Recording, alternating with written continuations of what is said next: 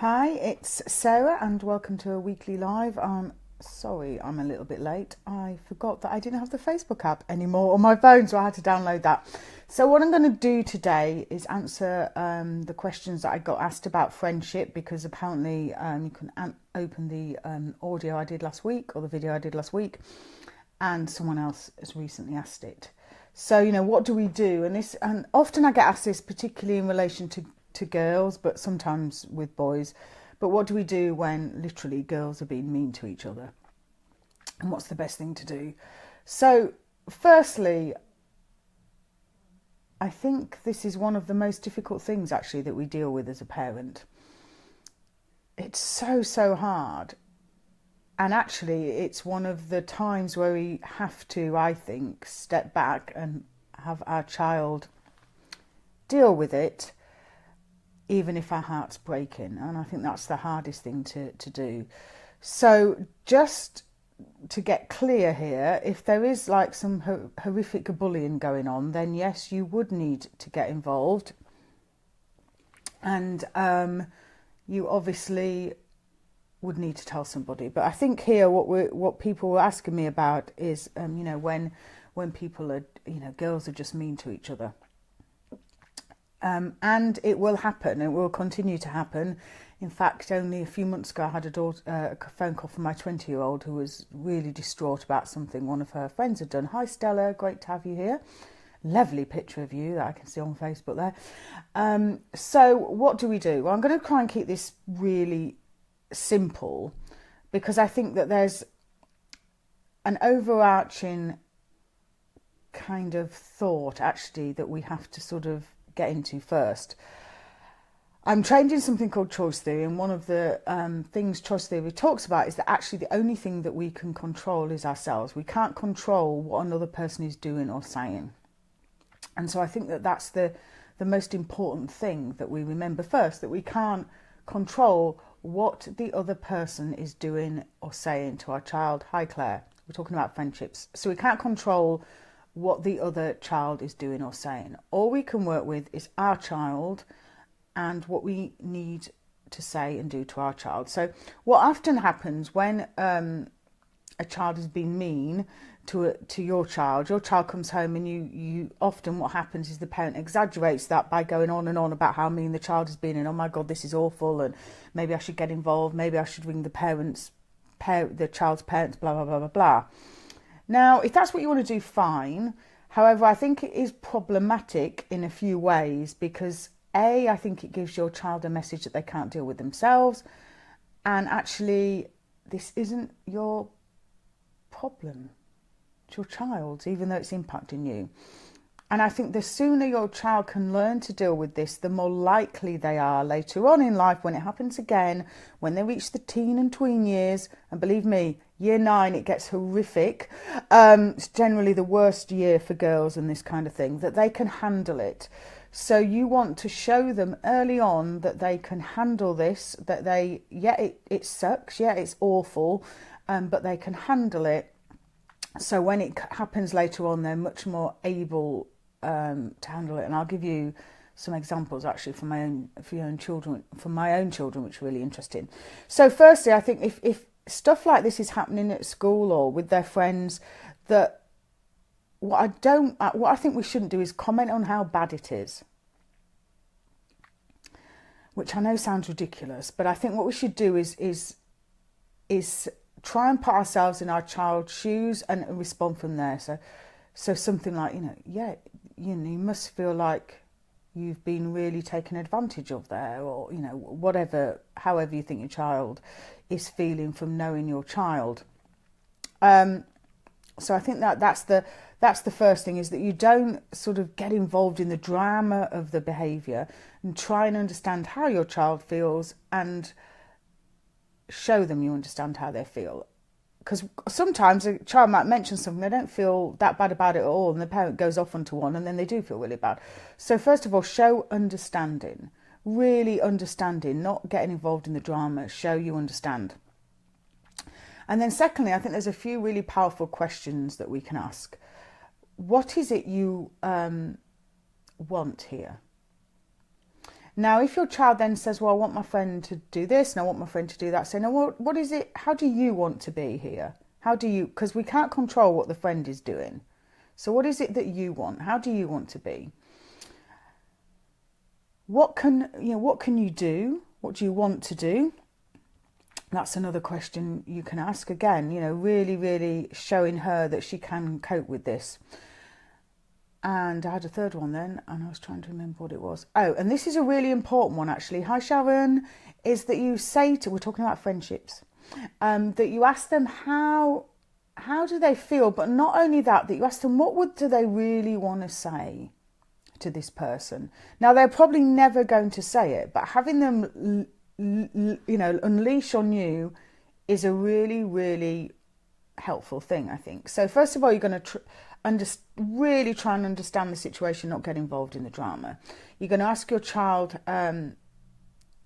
what do they want to happen, as in what do they want to do, how do they really feel, and what do they want to say to that person. So get all of the drama and the uck out of them, basically, and have them, when you ask them what they want to say, have them be able to really say it as they would.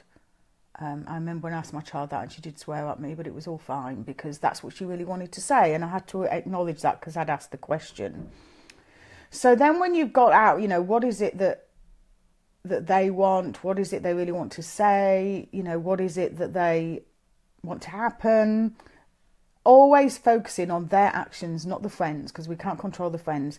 Then say, what do you feel able to do? What do you feel able to do here? And come up with some kind of plan together that they feel able to do. Only give your advice if they ask for it. So that's the four things I would do, actually. And there's another way that you can deal with this if that isn't working, which is something I do all of the time to myself, actually. If there's an issue happening, and we all have issues, I get a piece of paper and I quickly put split it in two. That was the word I was looking for. Horizontally. And I put facts on one side and feelings on the other. And this is where I think this is such a helpful tool. So whatever the situation is, on one side, I'll write down the facts. I just need to take a drink here. So the fact is, my friend told me she didn't want to sit with me at lunch. A fact, like something that is evidence and would hold up in a court of law, that kind of fact, what really happened. That's what you write on one side. And then on the other, you write the feelings. So how do you feel about your friend saying she doesn't want to sit with you at lunch? And then you look at the facts, because really, the facts are all we can deal with. Trying to deal with feelings and trying to make sense of feelings and trying to make us feel better when the facts don't change is really, really hard. And we spend a lot of time trying to change our feelings, which is actually so difficult. All we can really change is what we're doing, and that has the biggest impact. So look at the facts. So in considering the facts, what is it that the child can do differently? If we start trying to change their feelings, we'll be there a long time. It might get worse, and we'll get ourselves into all knots. Now, I'm not saying feelings aren't important and that we don't recognise them and we don't honour them. But what I'm saying is that if you focus on them, nothing will change, really. If you wake up in a bad mood and you focus on your bad mood and how you're feeling, nothing gets better. If you get up in a bad mood inside, I'm in a bad mood, I'm going to go out for a run, and I'm going to stay in bed and watch Sons of Anarchy, my addiction, or I'm going to walk outside in the rain. You might feel better or you might not, but at least you've done something. So sitting in the feelings will not necessarily help, even though it's important to acknowledge them. So I'm going to go back over what I said there and see if I can remember. So make sure your child knows that you really understand them without you getting involved in the drama. Ask them how they feel, what it is they want to do, what do they want to happen, and what do they want to say to this person. Like, get it all out. Like, sick on paper almost. And then what is it, knowing all of that, what do they think they can do? Like, what are they able to do? Because what we could do is very different than what we feel able to do. You know, I could run round the race course twice, but I only feel able to run around once. You know, I know that's a bit ridiculous, but you see what I mean. So, yeah, understand, ask all of those lovely probing questions that I've just mentioned, and then what do you feel able to do? And all we're looking for here is something like really small, something super tiny. We're not looking for big movements forward. I don't know why I can't see comments anymore on this thing. It drives me mad. So I don't know if you're commenting or not. Why did they change all of this? I'll have to have a look on the thing later. I bet you all are, and I can't even see anything. I don't know why they changed it. Really annoying. Anyway, and then do the facts and feelings thing, because there's a lot of power that comes from separating the facts from the feelings.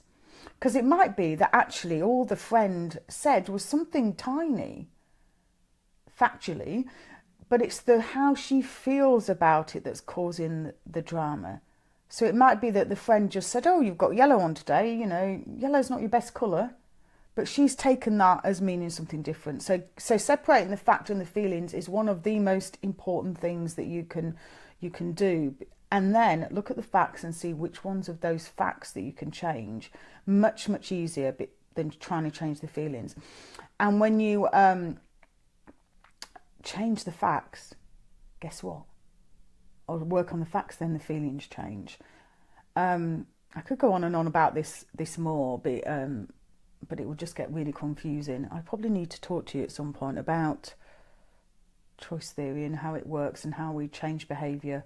Whether I can do that on a live without a picture, I'm going to challenge myself. Yes, I'm going to do that. Maybe I'll do that next week. So I can't see whether we have got any questions or not. It's asking me to invite you, but I can't see any. Oh, hold on. No, that's not it. Can't see any comments at all.